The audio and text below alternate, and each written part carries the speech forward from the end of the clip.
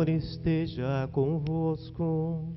Ele está no meio de nós. Proclamação do Evangelho de Jesus Cristo segundo João. Glória a vós, Senhor. Naquele tempo, Jesus chegou a uma cidade da Samaria chamada Sicar, perto do terreno que Jacó tinha dado a seu filho José. Era aí que ficava o poço de Jacó. Cansado da viagem, Jesus sentou-se junto ao poço. Era por volta do meio-dia. Chegou uma mulher de Samaria para tirar água. Jesus lhe disse: dá-me de beber. Os discípulos tinham ido à cidade para comprar alimentos. A mulher samaritana disse então a Jesus: como é que tu, sendo judeu, pede de beber a mim, que sou uma mulher samaritana? De fato, os judeus não se dão com os samaritanos. Respondeu-lhe Jesus: se tu conhecesses o dom de Deus, e quem que é que te pede dá-me de beber, tu mesma lhe pedirias, e ele te daria água viva. A mulher disse a Jesus: Senhor, nem sequer tens balde e o poço é fundo. De onde vai tirar a água viva? Por acaso és maior do que o nosso pai Jacó, que nos deu o poço e que dele bebeu, como também os seus filhos e seus animais? Respondeu Jesus: todo aquele que bebe dessa água terá sede de novo. Mas quem beber da água que eu lhe darei, este nunca mais terá sede. E a água que eu lhe der se tornará nele uma fonte de água que jorra para a vida eterna. A mulher disse a Jesus: Senhor, dá-me desta água, para que eu não tenha mais sede e que nem tenha de vir aqui para tirá-la. Senhor, vejo que é um profeta. Os nossos pais adoraram neste monte, mas vós dizeis que é em Jerusalém que se deve adorar. Disse-lhe Jesus: acredita-me, mulher, está chegando a hora em que nem nesse monte, nem em Jerusalém adorareis o Pai. Vós adorais o que não conheceis, nós adoramos o que conhecemos, pois a salvação vem dos judeus. Mas está chegando a hora, e é agora, em que os verdadeiros adoradores adorarão o Pai em espírito e verdade. De fato, esses são os adoradores que o Pai procura. Deus é espírito, e aquele que o adoram deve adorá-lo em espírito e verdade. A mulher disse a Jesus: sei que o Messias, que se chama Cristo, vai chegar, e quando ele vier, vai nos fazer conhecer todas as coisas. Disse-lhe Jesus: sou eu que estou falando contigo. Muitos samaritanos daquela cidade abraçaram a fé em Jesus. Por isso os samaritanos vieram ao encontro de Jesus e pediram que permanecesse com eles. Jesus permaneceu aí 2 dias. E muitos outros creram por causa de sua palavra. E disseram à mulher: já não cremos por causa das tuas palavras, pois nós mesmos ouvimos e sabemos que este é verdadeiramente o Salvador do mundo. Palavra da salvação, glória a vós, Senhor. Podemos assentar no seu instante.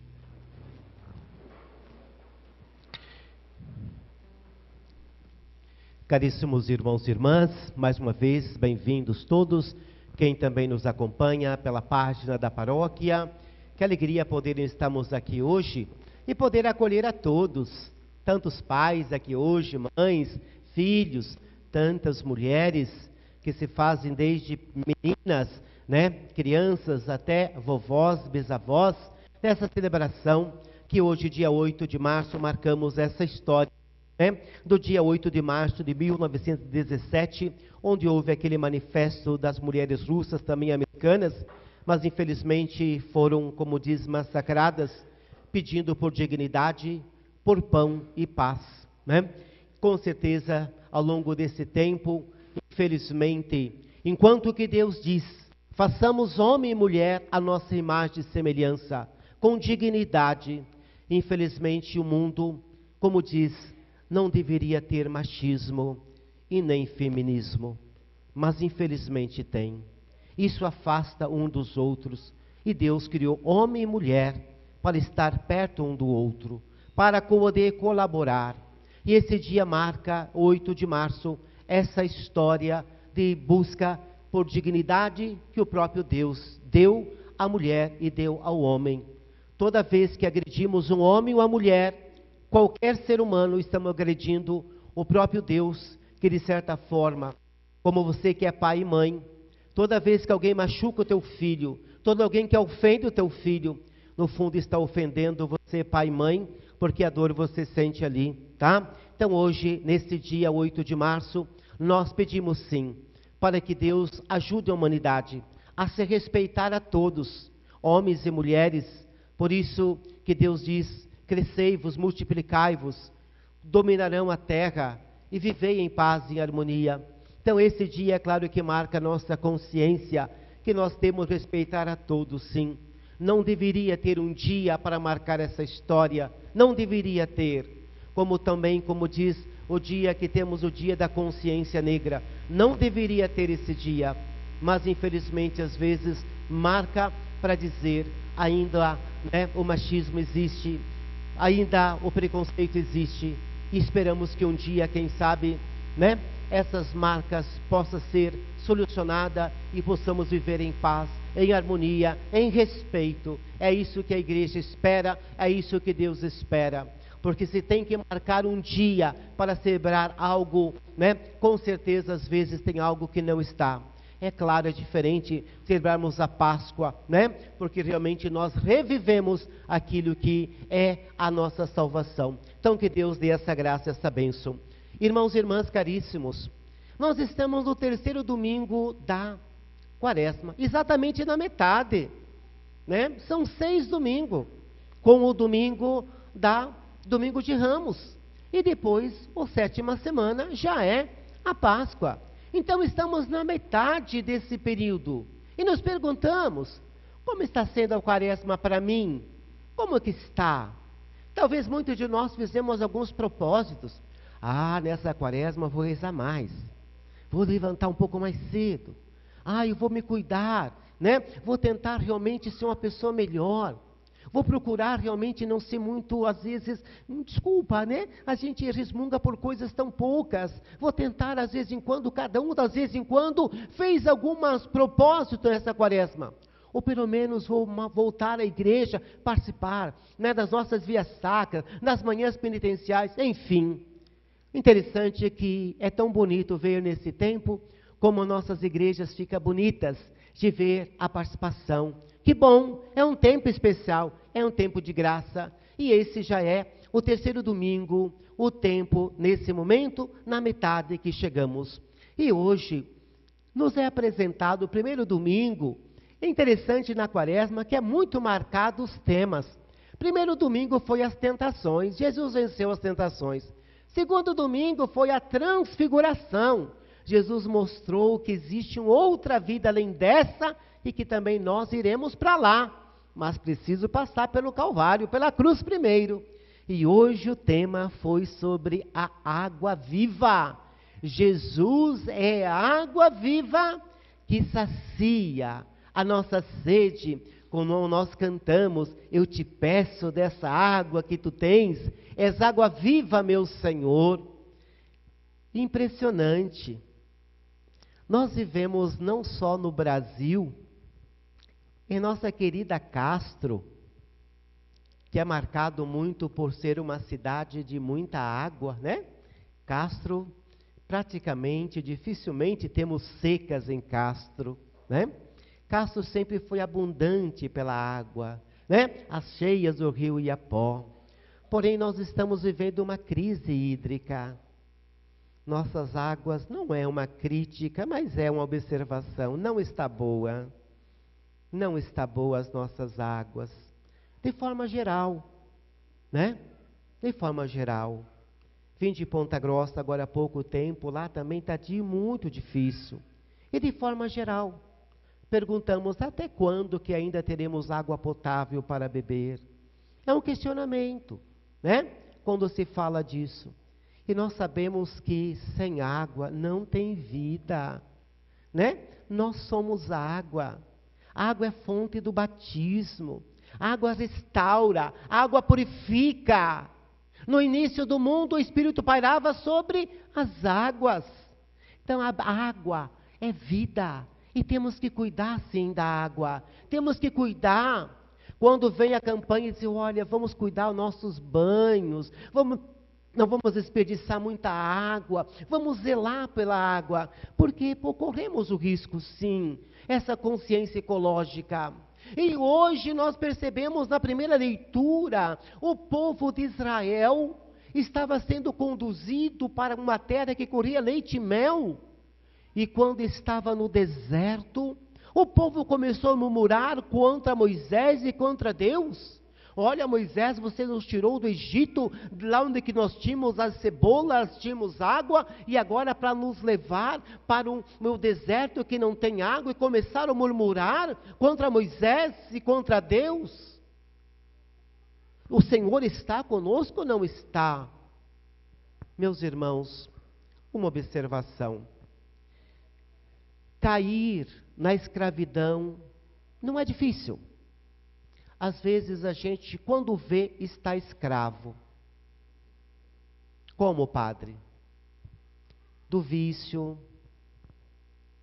da drogadição, da infidelidade, da violência, da mentira. E aqui nós podemos citar, nem vou falar das redes sociais, que às vezes nós estamos escravos mesmos. Entrar na escravidão não é difícil, quando vê nós estamos lá. Agora, sair da escravidão, uma pessoa que entra para o mundo do vício, às vezes cai uma vez, cai duas, cai três, e tanta gente sofre para tirar da escravidão. Deus, quando criou a mulher, colocou num paraíso, diz não, cercou de cuidado, de carinho, apenas diz não come desse fruto, eles desobedeceram. Quantas vezes somos escravos porque desobedecemos a Deus, desobedecemos os pais, desobedecemos as leis de Deus, desobedecemos e caímos na escravidão, mas Deus não quer a escravidão. Você que é pai e mãe, quer que o seu filho esteja numa escravidão? Não quer. De qualquer forma, não. Deus não quer. Mandou Moisés e Arão libertar o povo. Só que para sair da escravidão o caminho é árduo. É difícil. Para quem passa e para quem acompanha. Né?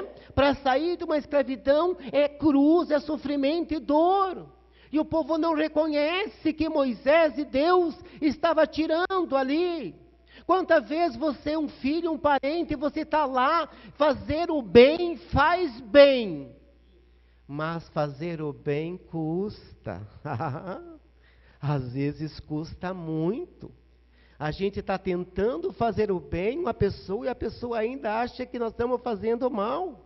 A gente está tentando fazer assim por diante, coisa e tal. Então eu só quero dizer, cair na escravidão, nós caímos.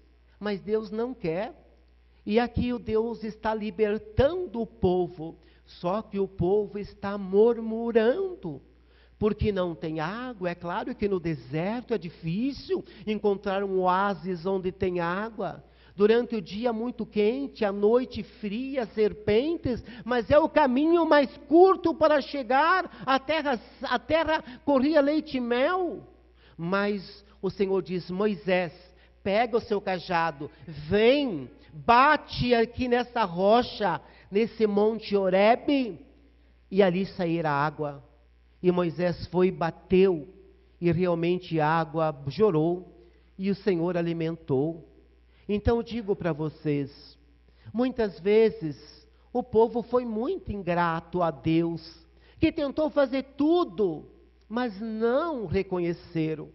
Posso dizer a vocês que uma das coisas piores na vida de uma pessoa é a ingratidão, que às vezes tem recebido de Deus, da família, tantas coisas a gente não consegue perceber. A gente só consegue, né? Às vezes, quando o papai e mamãe faz 10 coisas boas, mas se fez uma que não foi tão boa, que fica marcada aquela que não foi tão boa. Se Deus nos socorreu durante várias questões, mas se uma vez Deus não nos socorreu ou tardou, às vezes em quando a gente fica murmurando. Então hoje a palavra de Deus diz: não murmureis, não murmureis.